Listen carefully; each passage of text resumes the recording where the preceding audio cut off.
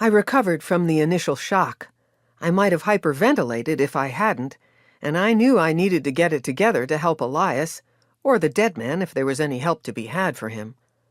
Once I could breathe normally and my ears started to hear again, I stood and walked, with only slightly shaky legs, back to Elias and the body. He had the police on his mobile, his side of the conversation including things like, "We've come upon a dead body atop the Castle Doune. I check for a pulse and listen for breath. Nothing. No, I cannot see right off what might have happened. We've just got a dead man in well, I think it's a costume of sorts." I nodded but didn't interrupt. I hadn't told Elias about my contact's acting job at the Wallace Monument. The dead man was the man I was supposed to meet, I was pretty sure. He fit the description Edwin had given me. It was more than the costume. Edwin had said he would be a big man, late 40s, shoulder-length auburn hair, somewhat gray at the temples. I'd commented that William Wallace had been tortured and executed when he was 35. Edwin had been impressed by my historical knowledge, but then shrugged and said that if someone wanted to play the part of William Wallace, there's usually a place that would welcome him aboard, no matter his age.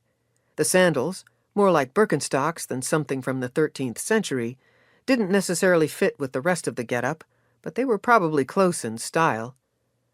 He was dead, there was no doubt, and Elias had been correct when he'd said that there was no visible cause. There was nothing gruesome about him, no blood, no injuries, though it was certainly a morbid scene, and I had to work hard not to fall back into freak-out mode. I wondered who he was besides a reenactor of a famous historical Scottish figure. What was his real name? What was his job? I hadn't asked Edwin, and he hadn't offered. It was supposed to be an adventure. I thought his lack of details was on purpose, and meant I wasn't supposed to ask too many questions. Turned out it was an adventure, but surely not in the way Edwin had intended, and definitely not in the way I had expected. I'd forgotten all about the cold until voices rode up to us on a gust of wind. Happy voices and jovial laughter. Uh-oh. I stood and looked over the battlements. A van had parked in the parking lot, and a group of people were making their way up the path toward the castle entrance. "I'll go talk to them," I said to Elias. He looked at me, at the body, and then at me again. "Do you want me to do that?"